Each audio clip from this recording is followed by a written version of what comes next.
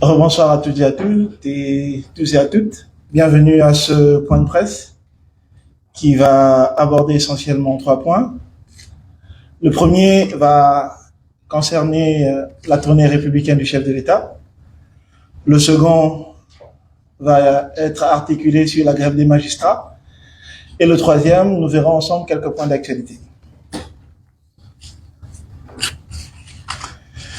Pour ce qui concerne la tournée du président de la République, son Excellence Ali Bongo Ondimba, qu'il a entamée depuis plusieurs semaines dans plusieurs localités de notre pays déjà, le chef de l'État, dans ses allocutions et dans ses adresses, met l'accent sur 3 points majeurs.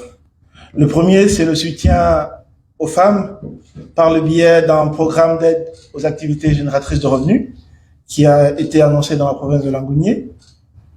Le second, c'est le soutien aux entrepreneurs à travers la mise en place d'un fonds de garantie de 7 milliards. Je vous donnerai les détails et les précisions. Le troisième point, c'est la création d'un conseil provincial doté d'une enveloppe de 2 milliards par localité et 4 milliards pour la province de l'Estuaire. Nous allons également revenir sur les détails. Pour ce qui concerne le programme d'aide aux activités génératrices de revenus, c'est un programme qui est mis pour soutenir les femmes. Et la démarche a été simplifiée pour que le maximum de personnes aient accès à ce programme et que cela se fasse dans les localités où les personnes vivent. Donc, le recueil des demandes se fera directement au niveau des gouvernorats, des préfectures et des sous-préfectures dans les localités. Ce ne sera pas nécessaire de venir jusqu'à Libreville pour faire une demande d'AGR. Pour ce qui concerne la dotation par province, nous aurons pour 8 provinces 200 millions et pour la province de l'Estuaire, comme elle est la plus grande, 400 millions. Et je vous disais que la démarche a été très simplifiée. Les demandeurs devront faire une sollicitation manuscrite adressée au ministre des Affaires sociales qui comprendrait la description de l'activité et l'évaluation des besoins. Il faudra ensuite y adjoindre une pièce d'identité, un récépissé de la CNAMGS éventuellement, et tout document justifiant la constitution d'une coopérative ou d'une association pour le cas des personnes qui seraient en regroupement. Concernant le fonds de garantie de 7 milliards destinés aux entrepreneurs, l'État a cette fois sélectionné 6 établissements de microfinance dans lesquels seront logés les fonds, et les entrepreneurs feront la demande, présenteront leur dossier à ces institutions de microfinance qui feront l'analyse des dossiers avant validation éventuellement. Il y a 3 cibles, principalement ceux qui sont déjà en activité, les entrepreneurs déjà en activité. Il y a ceux qui sont porteurs de petits projets, mais qui ne sont pas en activité. Et il y a également ceux qui ont un fonds de commerce et qui souhaitent l'agrandir. Donc là aussi, les précisions seront données dans les tout prochains jours, parce que les fonds seront disponibles et la procédure également simplifiée. Toutes ces mesures, aussi bien celles destinées aux femmes et à travers les aides aux AGR et celles destinées aux jeunes entrepreneurs, sont là pour encourager la créativité et favoriser l'autonomisation des personnes. C'est vraiment la volonté du chef de l'État et il accorde beaucoup d'importance à ces 2 fonds. Vous pourrez suivre éventuellement les détails de mise en œuvre, vous adresser à moi si vous le souhaitez. Ou en tout cas, nous ferons le maximum de communication pour que vous ayez toutes les informations et que vous puissiez suivre le déroulement et la mise en place de ces 2 fonds. En ce qui concerne le Conseil provincial, là, le chef de l'État dote également les provinces d'un budget. Il s'agit pour les autres provinces de 2 milliards et pour la province de l'Estuaire de 4 milliards.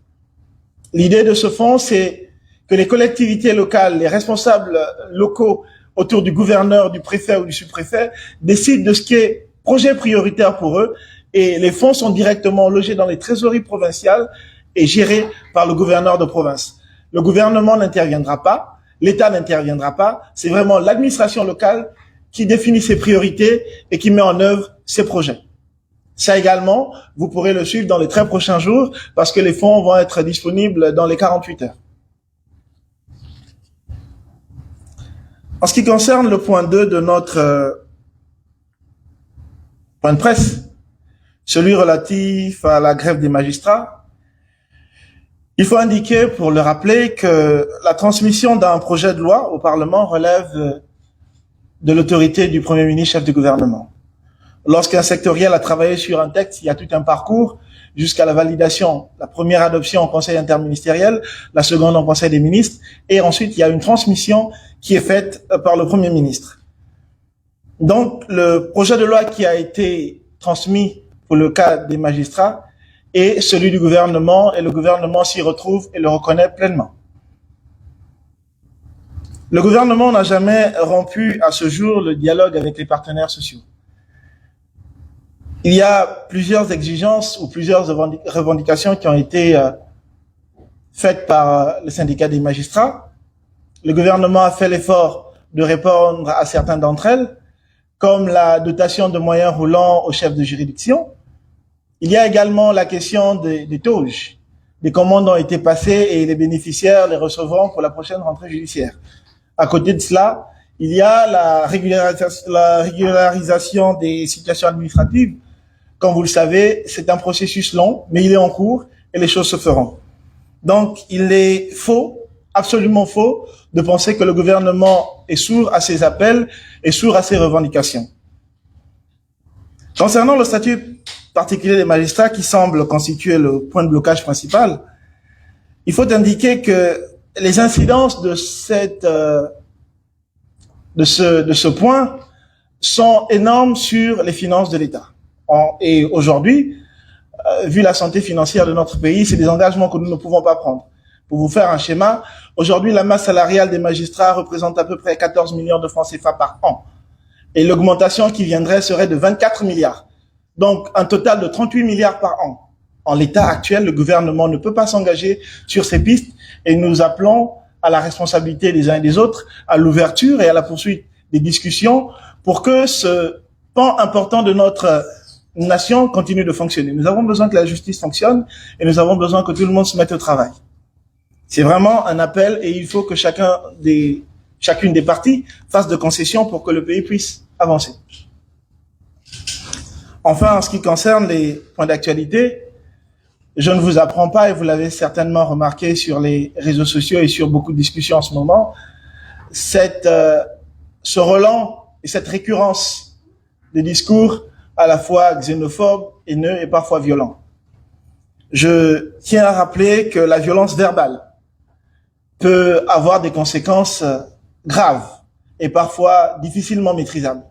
Il nous faut faire preuve de beaucoup de retenue, beaucoup de patience, beaucoup de mesures, et j'en appelle à vous, messieurs et mesdames de la presse, pour travailler à cette sensibilisation. Malheureusement, ces débats s'est posé déjà en 2016, à la veille des échéances électorales. Nous avons l'impression qu'il s'agit d'un chronogramme bien huilé, bien coordonné. Nous n'allons pas entrer dans ces discussions, mais le Gabon a toujours été une terre d'accueil, une terre de paix, et aucun pays au monde ne s'est construit tout seul. Il y a toujours eu de la force locale et de la force étrangère. C'est ensemble que nous pouvons développer nos pays, nos nations. Et nous comptons vraiment sur la responsabilité des uns et des autres. Toutes ces informations qui circulent sur les réseaux sociaux ne sont pas de nature apaisante. Et beaucoup n'ont pas le recul nécessaire pour faire de l'analyse ou pour vérifier les informations. Aujourd'hui, avec les réseaux sociaux, tout passe et tout peut être pris pour information. Vraiment, messieurs et mesdames les médias, nous comptons sur votre contribution pour nous aider à sensibiliser davantage nos populations et éviter de basculer dans ce que l'on pourrait qualifier de moments regrettables. Je vous remercie et vous souhaite un bel après-midi.